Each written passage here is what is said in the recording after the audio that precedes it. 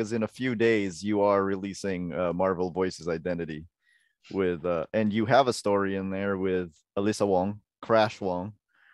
You're doing Wave with meeting Bishop.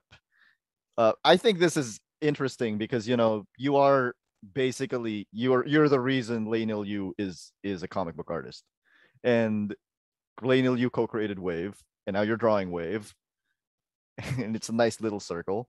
How does it feel working on that story with Alyssa? Oh, it's great. I met her like 2 years ago. I was teaching a composition class at Blizzard, and she came in. They opened it up not just to the storyboard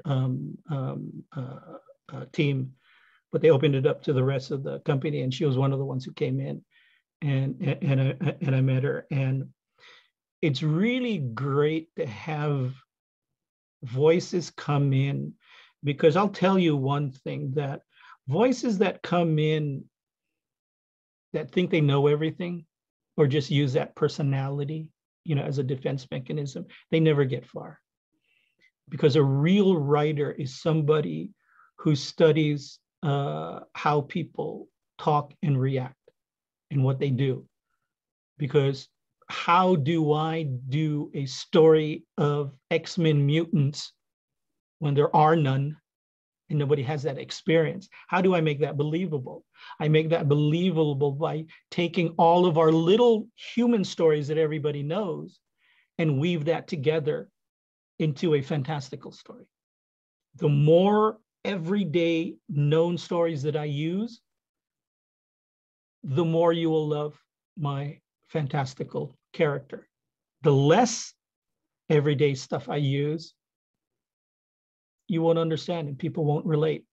I mean, look, when we were doing the X-Men, there was no blaring posters and stuff in the offices saying, oh, this has to be multicultural, and this has to be, a big tent. And no, we just knew that we were, that's who you were. Yeah. It was just who we were. Jim and I were.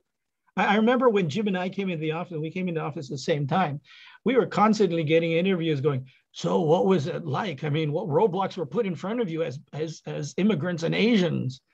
And we go, none, because nobody else wants to do this job.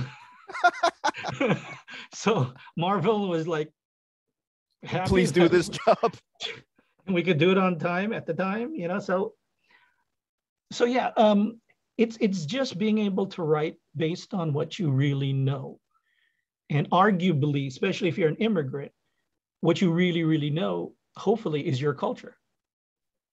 And I don't know Alyssa's story, but it feels like from our conversations that she is the Bullock Bind like me on the trip, on the journey, to try to figure out my roots. I think maybe she might have more connections than I had.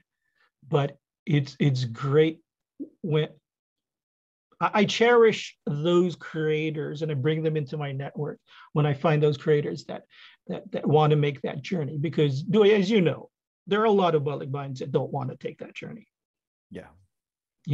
And we'll fight you tooth and nail and tell you how bad it is and what a waste of time. In your estimation, who is Wave and how does Bishop play off of her? And what is it like drawing Bishop after all this time, nearly 30 years later? It was weird getting used to the new haircut. It was a trip. It was a trip because I also then, because I'm a fan of Idris Elba, I've always wanted him as Bishop. But of course he can't be because he's older, but he is the way I see Bishop.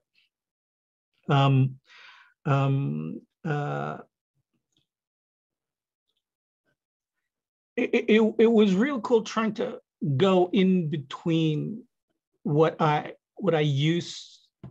I used to think about drawing him and how to keep him not totally, totally different.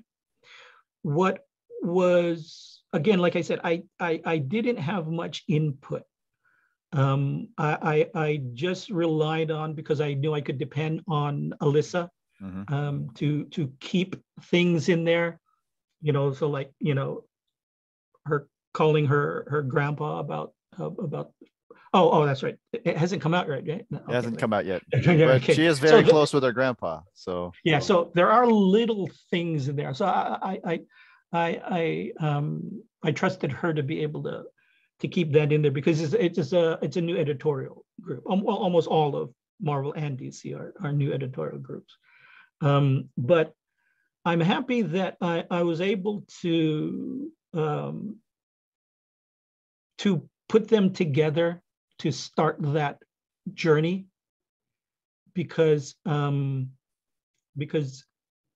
all it takes. It takes a start. If you can't get it started, then you don't have potential to go anywhere. Yeah. It's only a daydream. And so now that it's started, and yes, a lot of it started because I came on board. I mean, it's an obvious, easy thing, right? I did Bishop, so hey, maybe we can put Bishop in there. Have Whilce draw the Filipino character. Yeah. Right. So it obviously opens up that door. And now maybe as Philippine content gets more popular again, this is the phase of everybody.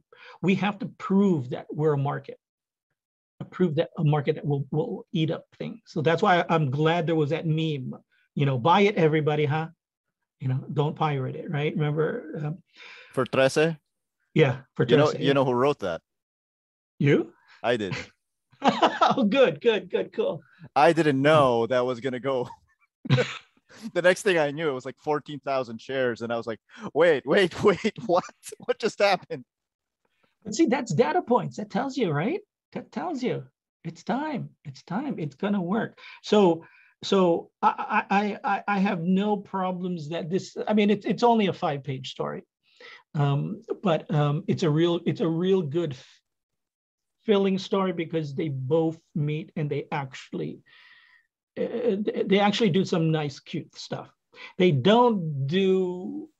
If you ask me, like, what I'd like to have happen, I think I could talk about that, because it'll be either near or there, yeah. Right?